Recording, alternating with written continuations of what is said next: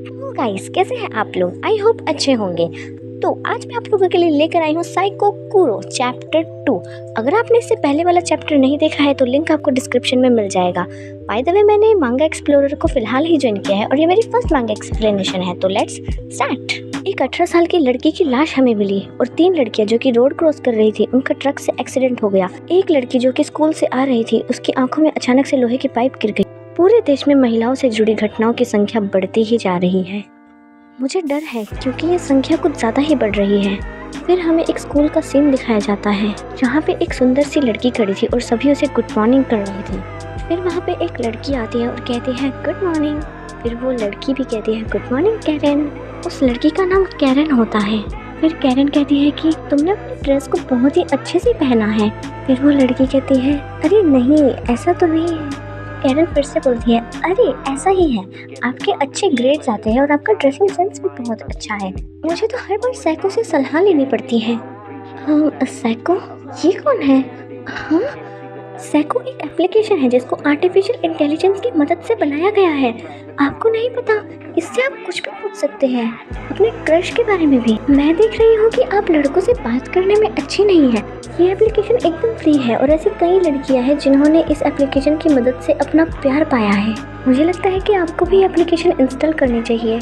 फिर वो लड़की अचानक से एक आदमी से टकरा जाती है, जिसकी वजह से उसका जो जूस है वो उसके मुंह पर गिर जाता है और वो बड़े गुस्से में पीछे मुड़कर कहता है कि क्या तुम्हें दिखाई नहीं देता है?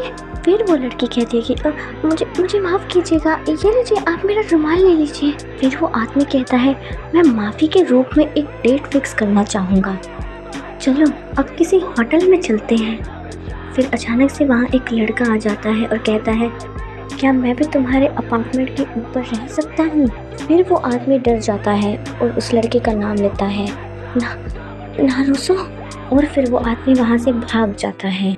फिर वो लड़की कहती है मुझे माफ़ करना। फिर कैरन उस लड़के का नाम लेती है नारुसो। फिर हमें एक रैंडम सीन दिखाया जाता है जिसमें एक आदमी खड़ा था और वो कह रहा था वो नारुसो था।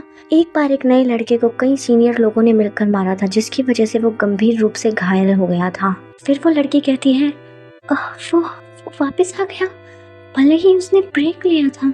फिर वो लड़की अपने घर पर पहुंच चुकी थी और वो वहाँ बैठी सोचती है कि मैं नारुसो को ठीक से थैंक यू भी नहीं कह पाई। फिर उसके फ़ोन में अचानक से एक नोटिफिकेशन आता है और वो लड़की अपना फ़ोन देखती है और कहती है कि ये मेरे पास क्या है। फिर उसे कैरन की कही हुई बात याद आती है, कई लड़कियों ने इस एप्लीकेशन की मदद से अपना प्यार पाया है। फिर वो लड़की सोचती है कि पर उसने मेरे बिना परमिशन के ऐसा क्यों किया? मुझे शक है, क्या मैं थोड़ा सा हिल सकती हूँ? फिर हमें साइको दिखाई जाती है। वो अकेला चेहरा क्यों? फिर साइको कहती है कि मुझे तुम्हारा नाम पता है। फिर वो लड़की बोलती है मत कहो, मैंने अभी तक तुम्हें अपना नाम नहीं बताया है। फिर साइको बोलती है कि तुम मुझसे कुछ भी पूछ सकती हो, मैं तुम्हें वो आंसर दूंगी जो तुम्हारे काम आ सके। फिर वो लड़की सोचती है कि अगर मैं इसे अभी नहीं संभालूंगी तो ये और गहरा हो जाएगा। साइको, मैं आजकल लड़कों से बात करने में काफ़ी डरती हूँ। फिर साइको एक क्रीपी सी स्माइल के साथ बोलती है नारुसो-कुन, मैं देख रही हूँ कि तुम उसके साथ रहना चाहती हो। फिर वो लड़की कहती है इसे नारुसो-कुन के बारे में कैसे पता? ताकि मैं भी यही चाहती। नहीं, मैंने ऐसा नहीं कहा। फिर साइको बोलती है कि मैं तुम्हारे लिए कुछ करूँगी, ठीक है? फिर वो लड़की थोड़ा सोच में पड़ जाती हूँ और फिर अगले दिन कैरन और नारुसो एक साथ खड़े थे। फिर वो लड़की कहती है नारुसो-कुन कैरन के साथ क्या कर रहा है? फिर नारुसो-कुन उस लड़की के पास आकर कहता है क्या तुम भी साइको एप्लीकेशन का इस्तेमाल करती हो? फिर वो लड़की नारुसो-कुन को देखकर थोड़ा सा घबराती है और कैरन कहती है ये नारुसो-कुन है। फिर पीछे एक खड़ी लड़की बोलती है कि आखिरकार फैशन बच्चों तक पहुंच ही गया। ओह, फिर नारुसो ने हमसे ऐसा क्यों पूछा होगा? फिर पीछे खड़ी लड़की बोलती है कि जाहिर तौर पर ये बहुत ज़्यादा अच्छा ऐप है। साइको की मदद से मैं कोटा सेनपाई को डेट करने में कामयाब रही। मैं पढ़ाई में पहले से बहुत अच्छा हो चुका हूँ। मैं क्लब की एक्टिविटीज़ में मेन मेंबर बन गया। ऐसा लगता है कि नारुसो भी इस ऐप में काफ़ी इंटरेस्टेड है। मैं इस ऐप के बारे में जानना चाहती हूँ और ज़्यादा। जिसने भी इस ऐप का इस्तेमाल किया है उनमें से कई लोग मारे जा चुके हैं। ऐसा लगता है कि साइको ने ही उन्हें मारा हो। क्या तुम सच कह रही हो? शायद इस ऐप को जो भी यूज़ करता है उसके मरने से कोई मतलब ही नहीं बनता है।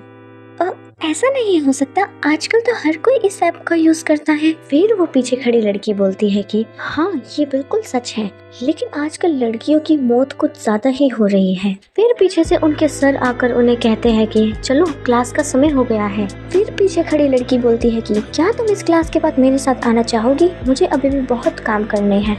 फिर जैसे ही उनकी क्लासेस खत्म होती है वो लड़की कहती है कि चलो अब अपने सुबह की बात को कंटिन्यू करते हैं। मौत के कई केसेस सामने आए हैं, जैसे कि एक लड़की गर्म पानी में गिरकर मर गई और एक लड़की जो स्कूल से आ रही थी उसकी आंखों में लोहे की पाइप गिरने की वजह से उसकी मौत हो गई। जब मैंने साइको से इस घटना के बारे में पूछा तो उसने कहा कि मुझे इस सब के बारे में कुछ नहीं पता और बात बदल देने को कहा। क्या तुम्हें ये सब कुछ अजीब नहीं लगता? फिर वो दोनों लड़कियां कहती हैं क्या तुम सच कह रही हो शिमिज़ू सान, तुम तो इसके बारे में बहुत कुछ जानती हो। फिर शिमिज़ू सान कहती है कि मैं इस ऐप के बारे में और जानना चाहती हूँ, लेकिन मुझे लगता है कि ये ऐप एक कर्स है। मेरा मानना ये है कि अगर मैं इसे समझ सकूँ तो शायद कर्स से बचना पॉसिबल हो सकता है। इसीलिए मैं साइको के बारे में और ज़्यादा जानना चाहती हूँ ताकि मैं ये पता लगा सकूं कि यह सच में एक कर्स है या नहीं। फिर शिमिज़ू सान की स्कर्ट में से एक पेपर गिरता है और एक लड़की उसे उठाती है और वो देखकर हैरान हो जाती है।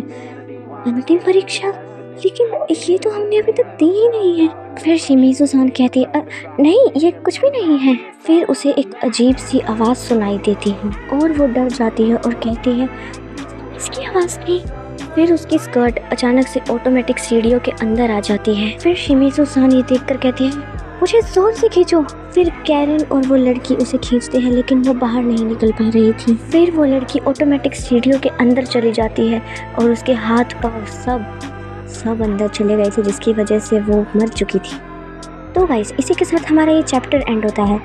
तो गाइस आप लोगों को क्या लगता है, क्या ये साइको सच में कोई कर्स है जैसा कि शिमिज़ू सान ने बताया था, या फिर कोई आर्टिफिशियल इंटेलिजेंस की मदद से इसे कंट्रोल कर रहा है और लड़कियों को मारने की कोशिश कर रहा है? तो अगर आप लोगों को ये जानना है तो नेक्स्ट चैप्टर का वेट कीजिए। तब तक के लिए सायोनारा गाइस।